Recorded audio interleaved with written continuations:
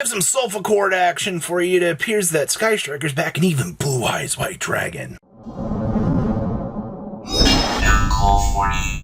You guys smash the living crap out of that subscribe button so you guys don't miss out on more Oz content. So we have another look into the world of the Solfachord Canine deck. Now, for those of you that did see out of this weekend's YCS, this deck was kind of making some headlines out here as people were kind of like, wow, this is actually kind of a real strategy.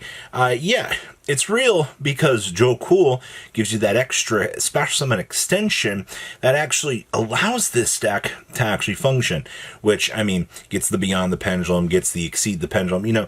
You're getting to all of these pieces to get your deck, initially set up and going. And I think that's kind of the important part. Now, Musea here has been the one that has been kind of doing a lot of the good stuff. And also, let's call it what it is, but you have the entire armament of canine monsters here to basically help you get the job done. Now, you do notice, Nash Knight's just playing the Silent Honor Dark just to get the suck up, which does tend to be very valuable for this deck. We're also only going with 2 copies of Case of the Canine, 1 copy of the Chaotic Elements.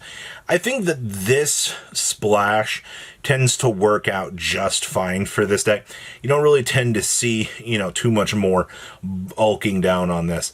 Side deck, very hand trap heavy, but I think one of the reasons why a deck like this even gets a chance to accelerate right now is you have 3 handy-dandy pop, a monster, and negate, and, monster effect negation and popping, all wrapped up on one very, very nice hand trap.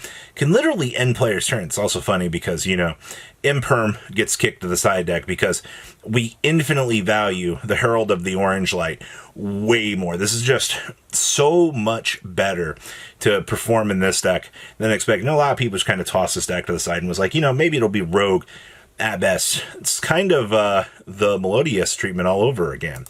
Ooh, we have some going second Sky Striker action. I think one of the cool things about this list that catches my attention is we've actually got the Hamp built into the main deck. 99% of the time, you see that these builds are going to just be siding the Hamp. It's like, oh, it's a card that we can kind of call up if we need it as an option.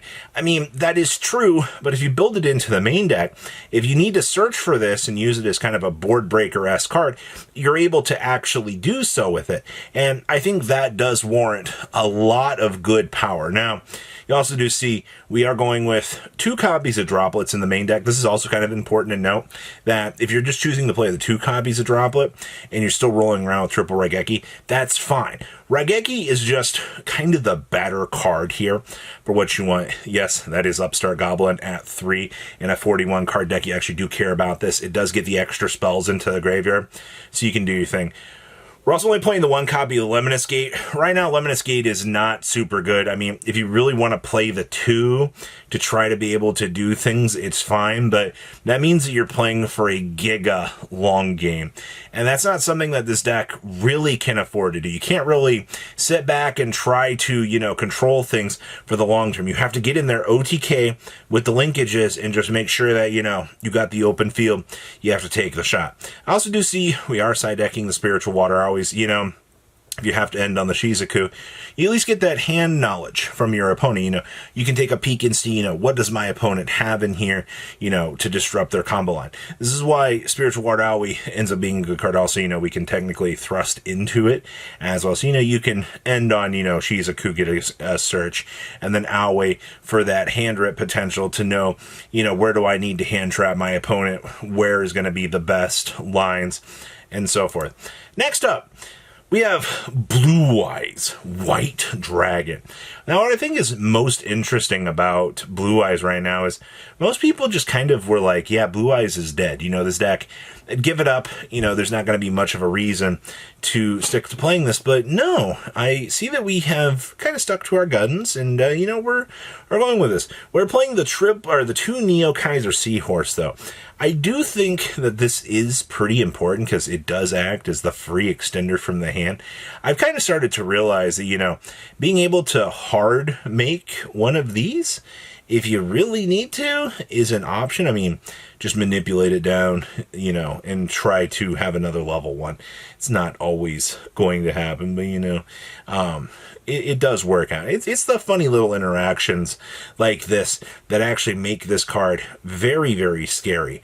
In terms of everything, we're playing just 2 droplets to kind of crack the board and set up. I think that's fine. You also do see you do have the triple Dominuses back in the main deck.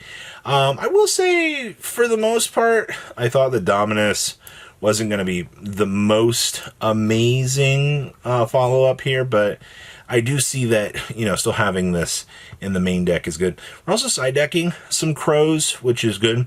We also got Droll and Lockbirds down here, and I also do see that we are side decking the Dragon's Mines as well. So we're back on the concept of having, you know, the 2500 defense Blue Eyes established. Now, you know, you get this extra little negate. And, you know, you can thank Solemn Judgment for going to 1 for basically, you know, allowing this card to actually get some playline down here.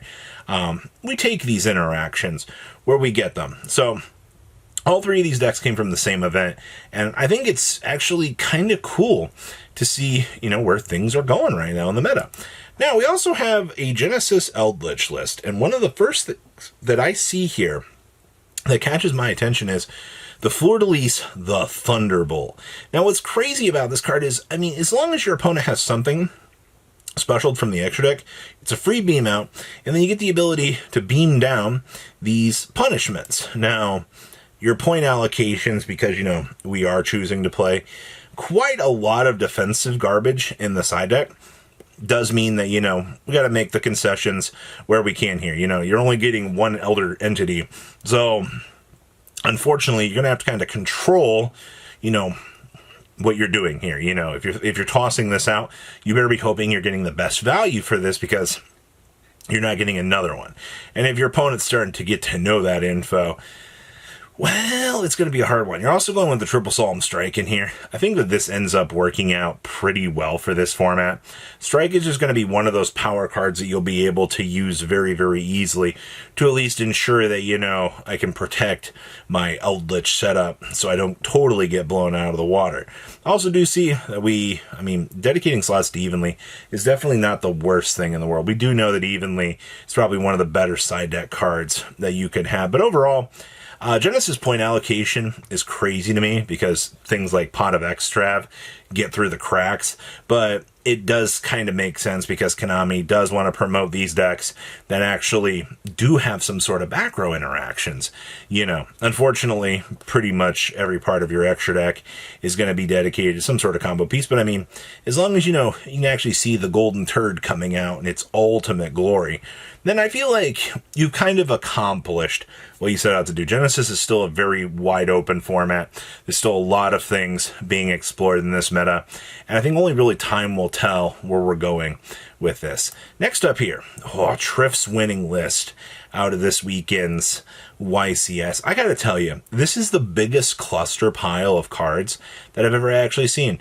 But the Mad Lad actually did it. He played Pendulums, and he actually won. It just took the inclusion of the Yummy package to kind of supplement things, and then we had to call up the Mitsurugi boys to come on in here and actually help us out. This just proves how broken that this combination of cards is. Haha, funny fact, this is 1,200 points in Genesis to be able to build, but you didn't just need to see that. Also, the Forbidden Chalices in the main deck is very, very interesting to me.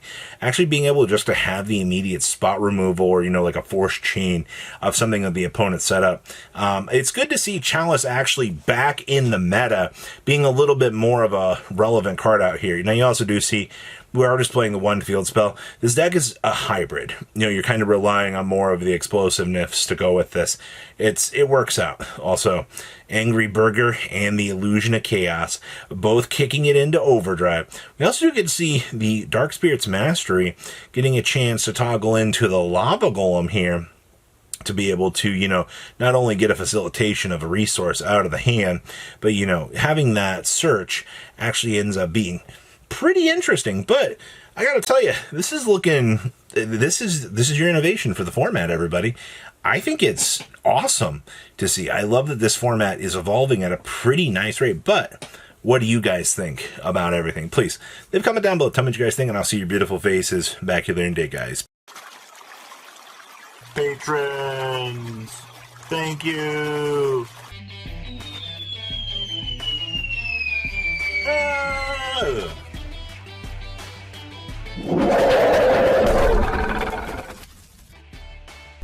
Thank you so much for watching. Check out these other videos.